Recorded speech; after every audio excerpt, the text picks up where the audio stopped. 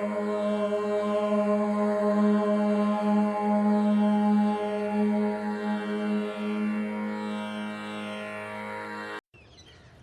blessed and awesome self, Namaste. So, in today's session, we'll understand what truly yoga is, how you can experience happiness, health, harmony in just 2 minutes of yoga, and what is really causing you to experience stress, tension, anxiety, depression, fear, and how to eliminate them from your life. So, warm welcome. So, what is yoga? It's ideally called YogaH in the language of Sanskritam. So, Sanskritam is the language in which all the yoga texts are written, and all the terminology of yoga is used. All the names of the yoga poses are done. So, what does YogaH really mean? YogaH comes from the root word yuj. This means to yoke or unite, to connect, to join. So, what is it we are trying to join here or unite here? Many may say it's union of body, mind, and spirit. But I am talking here union on several levels. So, one level is me uniting with the rest of the universe. Because right now I feel so separate from everything, everyone that I see in this world.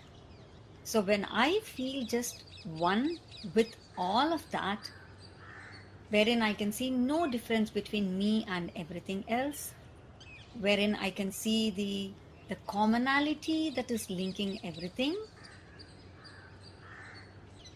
then that is YogaH.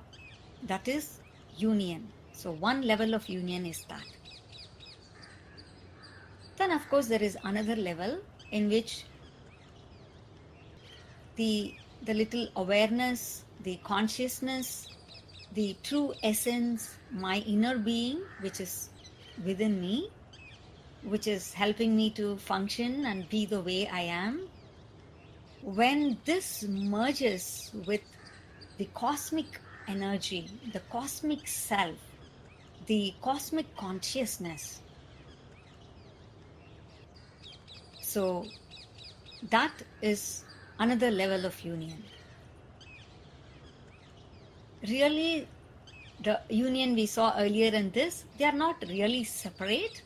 They are just different ways of understanding it. Because it is that one big energy, that one big intelligence, which itself has become all these different things in the universe. So, whether I am becoming one with that bigger intelligence, or I'm becoming one with everything in the universe, which is nothing but that intelligence expressing itself in various forms, it's all really the same. Some people call that as God and say, I want to become one with God. But I don't want to use the word God, because somewhere God might be very limiting in people's mind, and they may associate God with a certain name, certain form. So it's great to think of that as, that which pervades the entire universe as a high intelligence, high energy, which has itself become matter. Even in science, all energy, all matter is convertible to energy. So that means vice versa, all energy can take, different forms, shape, and become matter. So even per science, yeah, this experiencing this merging. So that is the only thing that is left. Like intellectually understanding, yes, everything is same is one thing, but how do we experience it? How do we feel it? Because the cause of all our suffering is really the sense of separation that we feel from everything and everyone. It's our inability to understand really that it is only one thing that pervades it all. That really, in essence, we are not different, even though we look different in our skin color, our language, our lifestyle, the food we eat, the way we clothe ourselves, even our attitudes, emotional state, maturity level, intelligence. You mean all these things may look very different, and they are, but underlying all that is something that is unifying amidst us all. So if we learn to see what is, common amidst all of us, then don't you really think that there will be so much of peace in everyone's heart and you know, in every community in the entire world? Why there is no peace? It's because we are fighting. Why are we fighting? Because we feel so separate from everyone else. So, if you take the example in our own body, I know there are a lot of examples I can give, but our body is something we can connect more. And therefore, I'm giving this. Yeah. So if you take our own body, everything looks different, right? Our hands, our face, eyes, ears, nose, and they all have different function even. But do you think that if by mistake, I took my hand up and then I poked my eye with my fingers. So is the eye going to think like, oh, these fingers, they were the ones that hurt me and causing me pain. Well, I need to take revenge on these hands. I need to give back. I mean, do my eyes think like that? They don't. Why they don't? Because the eyes are not feeling that they are separate from my fingers or hand. They feel really one with it. So my eyes don't feel different from my fingers. It is that same eye that is pervading the entire body, every organ in the body. So no organ feels the other as separate. So there is no question of even loving that or hating that. It's all the same. They all feel just one. So we can experience it in our body, even though it is not by, it's not that consciously we chose to experience that. It's by nature we experience it, unaware to ourselves. And now we need to just take this concept and see how we can feel that oneness with everyone, everything. So that is really the purpose of YogaH. So it is a journey in that direction. Whether we are able to feel it immediately or after lifetimes, but every step we take towards that, we would feel a little more one with, at least if not the universe, at least I would feel one with everyone in my family. At least I won't have fights with my own siblings. At least I feel one with people in in my extended family, with my uncles, cousins, aunts. So slowly, at least we can keep expanding our circle. Then we can go to our community, our city, our nation, and our country, our continent, and then it can slowly expand into, other countries and the universe and things like that. See, this sense of separation is what is causing us to experience sorrow and suffering in life, because when I feel separate from someone, that is when I can say, oh, I don't like this person, or she doesn't love me, or this person cheated me, or this person is mean to me, or those people don't respect me at all. See, I'm able to even say all these things which cause suffering within my mind is because there are two different things to point fingers at, or many different things to point fingers at. But if I feel just one with them, who is to get angry with whom? Who is to punish whom? Who is to hate whom? So all that wouldn't even exist. So that is what this is really about. That if we can feel this oneness, our suffering will really minimize a lot. Even if you begin the journey, it will minimize a lot. There will be less misunderstanding, less, blaming others, and less fighting. And of course, there is suffering in the body level that people feel through illness and diseases. But even that is coming out of our own, mental state, because they are all psychosomatic. Most diseases and illnesses are coming from the mind, from the negative emotions that we feel inside.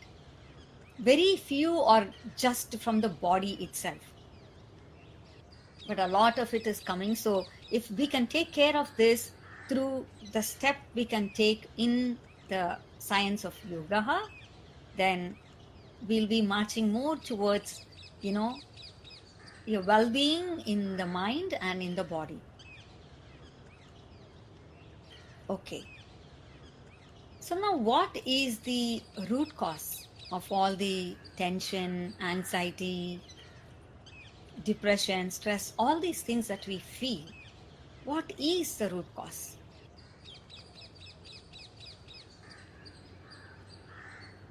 The root cause is my mind is running to the past and to the future. When the mind runs to the past, then I may feel the hurt that somebody caused me. I recollect, memories that were not enjoyable for me. And I bring that past into the present and I suffer the thing again. Because people think that suffering is part of life. It is not. Events happen. But we suffering for it is totally what we are choosing to do. So whenever I relive the past in the present and I keep replaying it, then that is when I suffer and I go into, state of depression. It's also when I think of the past is when I would feel guilty. I would feel I regret about actions I did in the past, because now I think of it, oh no, I shouldn't have done that, or I should have done it. So these things are because the mind is going to the past and getting attached to it. Similarly, feelings like, fear or stress or anxiety. So this is because my mind is running to the future. My mind is imagining things that haven't happened, and it's developing a fear. What if that happens? Oh my God, what if it is? What if? And what if we are not even in imagination, we are not thinking of something great. What if I become a millionaire? What if I become the most famous person? What if I become the happiest person in the world? Like, we don't think like that. So when it comes to future, we always think of the worst. So we think, oh gosh, what if, I run into this? Oh my God, my daughter hasn't come still. What if she met with an accident? What if? So, things that we don't want to happen, that is where even our mind of what if goes. So, even there, we are not really thinking of anything positive or, something that really we feel thrilled about. Like, what if I land in the best job ever? If we think about this, we feel really excited, happy, but we think of the worst things. What if I lose the job? What if all the negative things that we don't want to happen, we fear. And so either way, your mind not being in the peaceful state or not in a happy state is because it's running to the past or running to the future. It's not in the present. Because if the mind is in the present, there's really nothing to worry about. Because past is a memory, it's not real, and future is unborn, not real. So only the present is real. So when I am staying in the real, in the present moment, then nothing else really matters, because all those things are not even there in my mind. When I'm in the present, there is nothing to really think about. I'm just there. I'm just experiencing. I am. That's it. But I know it takes a lot of training, because the mind is so used to always run to the past, run to the future. Somewhere, it could be way past, 20 years back, or it could be near past, 20 minutes back. Similarly, the mind can run into future like 30 years later, or it can run into, tomorrow's thing. So it doesn't matter, but somewhere the mind is not in the moment or present. So being present is what is going to get all the things that I hope to have in heaven. Like people think, oh, here I'm suffering, I'm not getting much, but when I reach heaven, I'll be with God, so I'll be always happy, I'll be filled with love, and everyone there will be loving me, I'll be peaceful, like all the wonderful things will happen over there, right? So that is why people even want to go to heaven. If it is not, if it's going to be just like here, people won't even long to go there, because they're hoping that they will get something there which they won't get here. But really, all the heaven is just in the present. In the present is all the healing that will happen. And of course, for this, the mind needs to be trained to be in the present. And that training is what the training of YogaH is about. So every small thing that we do in YogaH, see, the science of YogaH provides lot of tools. It's like a toolkit. If something is, you want to repair something, you want to make it okay because something is broken, you use many tools. You use a screwdriver, you use a spanner, you may use hammer to hit on the nail. You use many things to put them together. So YogaH is like that. It's a science of how to live and provides many tools. And we can use them as and when needed, whatever you feel is right for the moment, and they can help fix your problems. Fix your problems means just get you to be in the present. Because even if you have financial crisis, you may ask, hey, I am really sick. By being in the present, can I become okay? Can I avoid this surgery? Can I avoid, like my bills, which I have to pay? How can I escape from all that just because I stay in the present? They are all real things. So I have to worry about them. So you may think like that. But honestly, if we learn to stay in the present, things will resolve by itself. See, a lot of, so one thing is, even the surgery and, the illness, a lot of it is because of things in the mind. So negative emotions. And once we take care of that, we are able to fix things even physically. And there are people who had to go to surgery because they were holding some resentment, or something, unable to forgive someone, so some strong negative feeling. And once they let go of that, what the condition that needed surgery itself went off. And when they go to the doctor next, the doctor says everything looks okay, you don't need a surgery. So it is really possible. So by being in the present itself, it means we have given up all those things. So that is why being in the present is the one thing that can eliminate all our restlessness, all our negative emotions. And by staying in the present, we are able to stay more calm. We are able to stay more centered. And you can experience the joy, the happiness, because that is all there in the present. In the past is just memories of the good times you had, that's it. And in the future, it may be hopes of great time that you would have, but it has still not come to the reality, right? I mean, I'm hoping that I will have a great time in the vacation that I'll go after a week, but so many things could happen between now in the next week.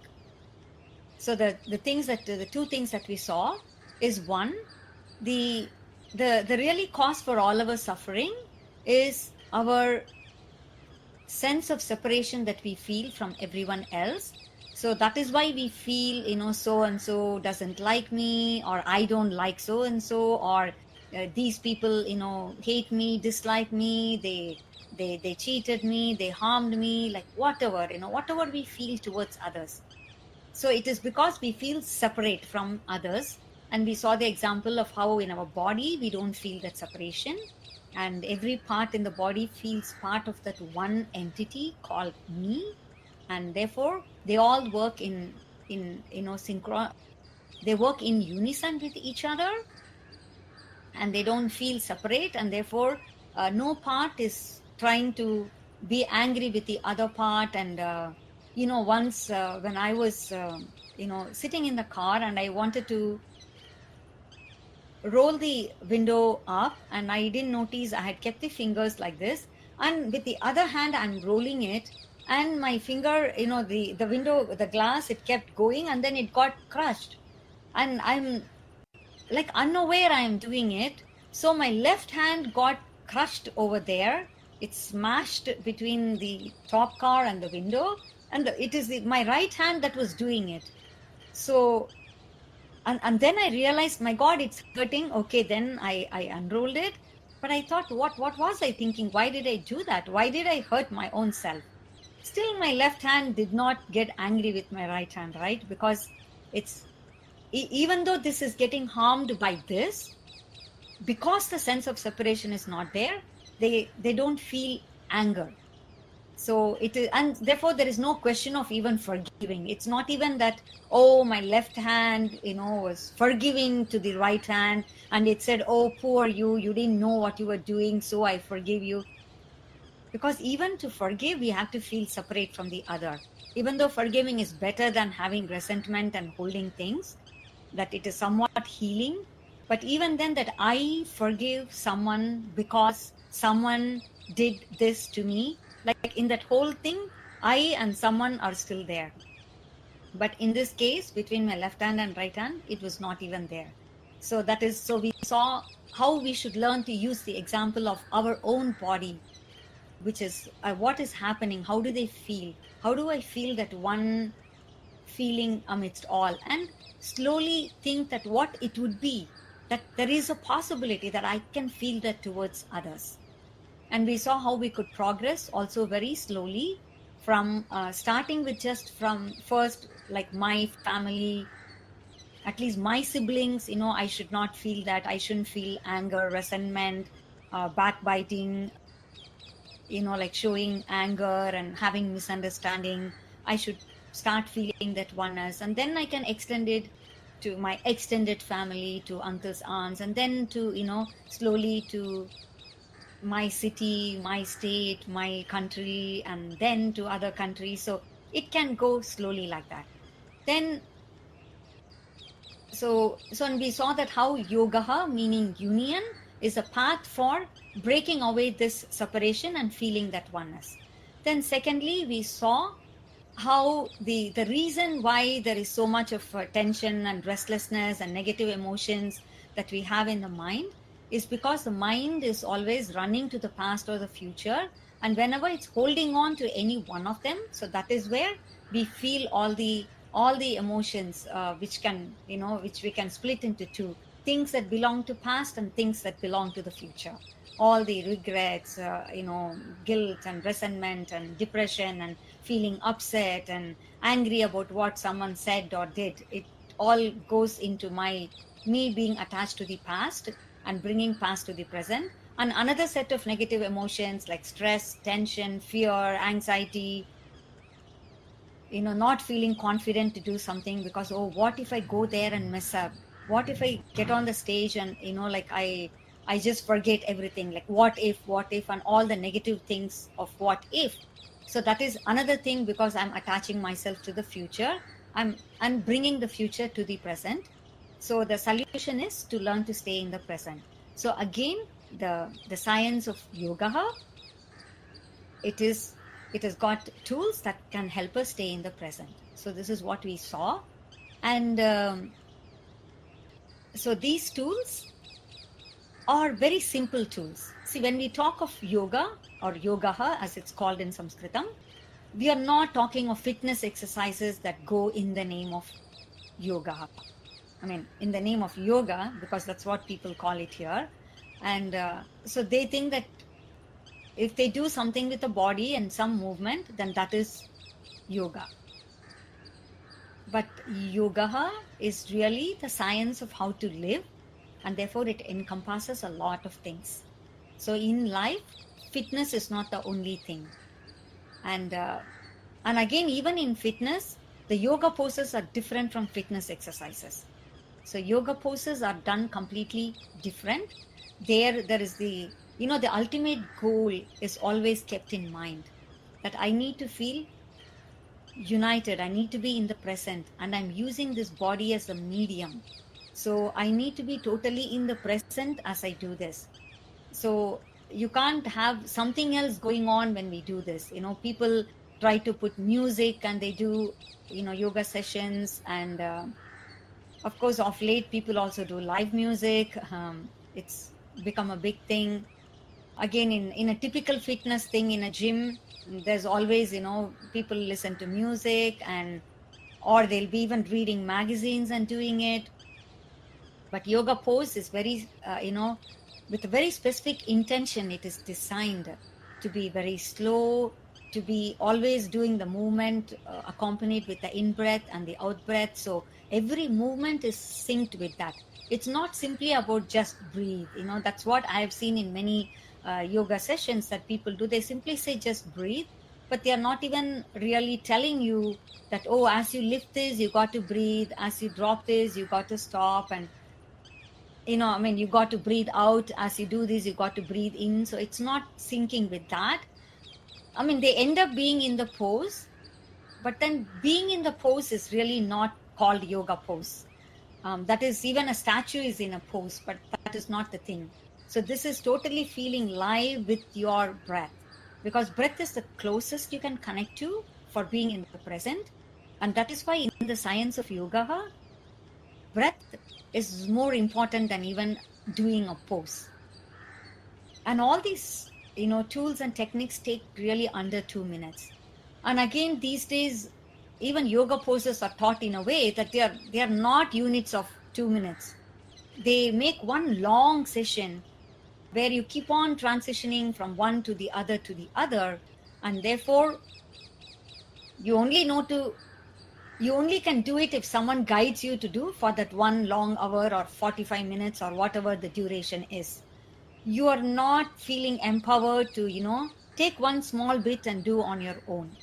So but ideally, so the 2 minute tools that I talk about, so every yoga pose is a small unit.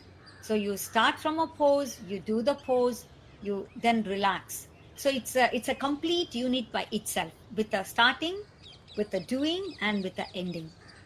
And uh, and you also learn a lot. It's not a 2 minute workout. So even if you're doing a pose, it is completely a journey within, and passing through several layers. Layer at the physical level, noting, where which muscle is getting stretched, which joint is getting loosened. Then a journey at the therapeutic level, where you're noticing what is it doing to my internal organs. Is it setting right something that is not working well? Then you do a journey on the emotional level. So what is it doing to my mind, to my emotional state? And then it's a journey on your connection with the external world. So me doing this simple pose, what is it connecting me to? Like, what is it telling me should be the attitude I should feel towards myself, towards life, towards others? So how is this particular shape that I'm doing through this pose, what is it reminding me of? What is it suggesting? And then also this pose,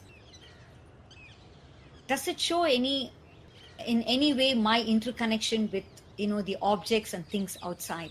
Because a lot of the poses have the names of animals, birds, objects, like the elements that we see outside. So it makes that connection so much easier, because for that brief moment of 2 minutes, I am becoming one of those objects, and I have to feel that I've become that, and I begin to feel I'm becoming one with that. So it's not about just assuming the shape of something, a shape of a tree, shape of a mountain, or shape of a bird, but it is completely embodying that entity and feeling what is it if I become that.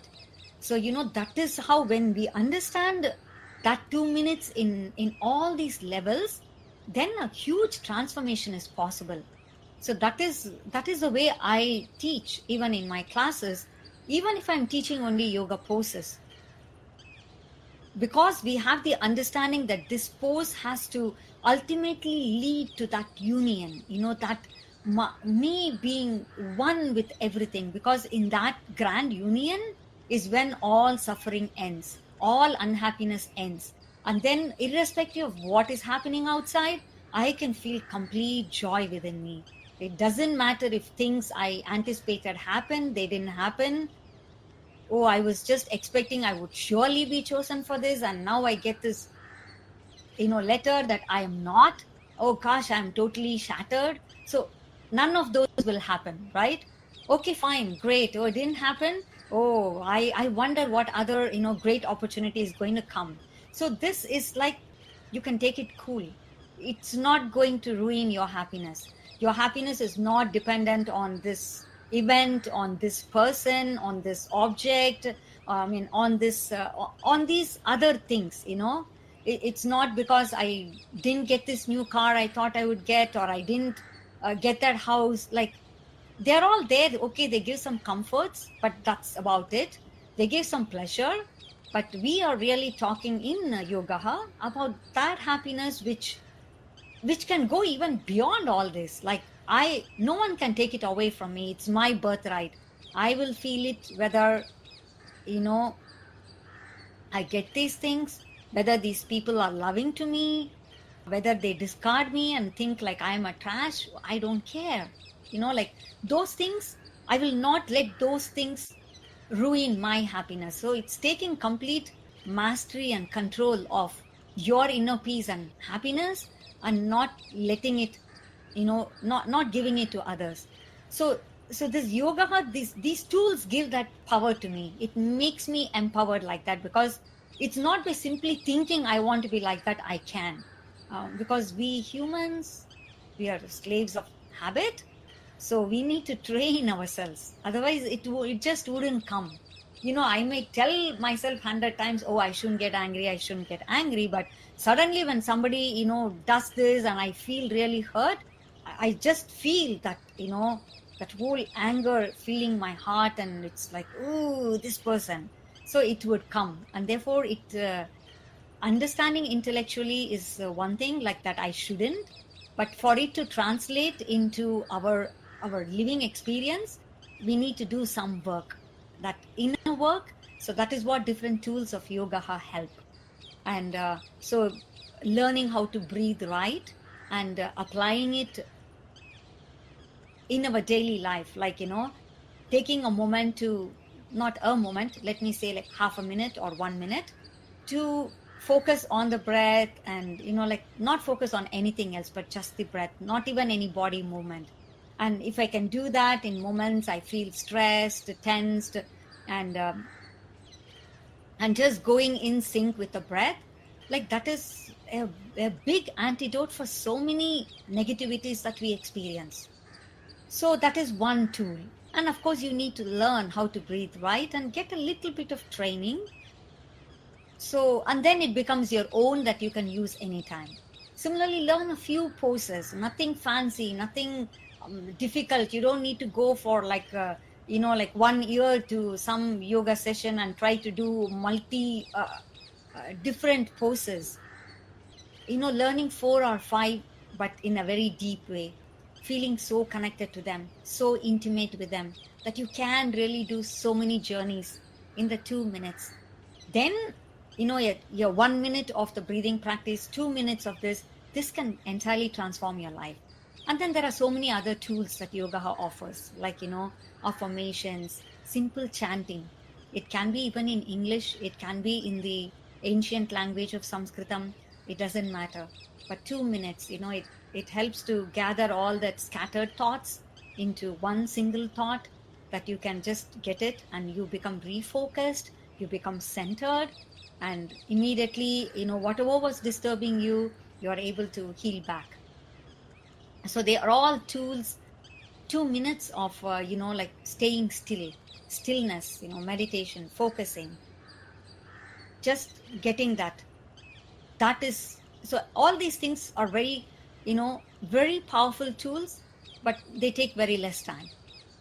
But the only thing is, because they are all powerful, we need to learn them all correctly. See, so many people learn even this mantra, they say, oh, the chants, they learn mantras in Sanskritam, but the thing is, like, they learn it incorrectly because they don't know the sounds of the language, so they mispronounce it, and they don't realize that it is harmful if you do it right, because it is all science. People don't understand how this is a science. That is why it's being used the way it's used, or people do it too casually, or they may do it incorrectly but not even know they are doing it incorrectly. But these are all powerful tools, and in 2 minutes you can completely change your physical state from such a exhausted state. You can go to completely energetic state. You can become really vibrant, and or from a completely depressed state, you can become really joyful and totally passionate to live your life. All that is possible, provided you know to use these 2 minute tools in the most effective way, in the correct way. So when I say correct, I'm not talking about doing a yoga pose in perfectly, like the hand should touch the floor, or like that is not what I mean by correct. I mean the procedure should be correct. We are not talking about what should touch what. I mean, that is all dependent on how flexible we are. So we are not even talking about that, and there is a lot of craze about those things. So even that is making people adopt different things, like even adopting props and things like that. It's all somewhere a deep desire that, oh, even if my hands can't touch the floor, at least I will touch a brick, and then the brick can touch the floor, kind of thing. But ideally, in the real yoga, you don't even need anything external. If you're even going to a park and doing on the grass, you don't even need a yoga mat or a towel or anything. So we are trying to do everything with just what our body has. Breath is in the body, Staying still, it's with the body. Moving the body is just with my body. I'm not using any weights, counterweights, nothing else, no machines to do biceps, to strengthen it, like nothing. Everything just what I have. And of course, other than all these, these 2-minute things, there are even values that science of yoga recommends, that if we follow them, we can enhance our life a lot better. There are many values, just to state as example, being truthful, so satyam, and being non-violent, so that is ahimsa. So these, you may just think like, yeah, I am non-violent, yeah, I speak the truth, I mean, just on the surface. But take one and go into its, like kind of dissect it and go to its deepest, minutest level. So, oh, I say I am not violent. Am I really not violent? Maybe, yeah, I'm not, taking a knife and, hurting someone physically. But in what all ways in what all means and methods that I could potentially be hurting someone, I could potentially be even hurting myself without knowing. Maybe me putting limitations on me, even that is hurting me.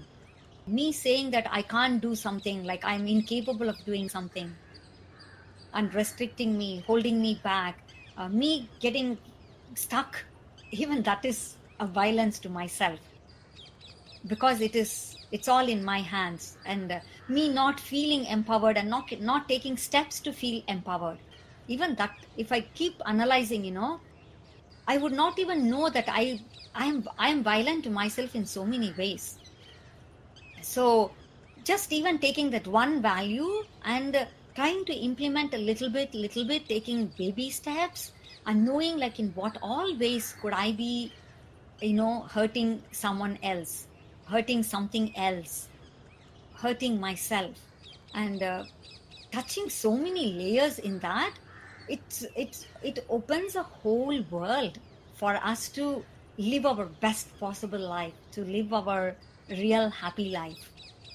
So that is how, in 2 minutes of investing your time, you can really open a lot. And again, food is another aspect, because even that is part of lifestyle.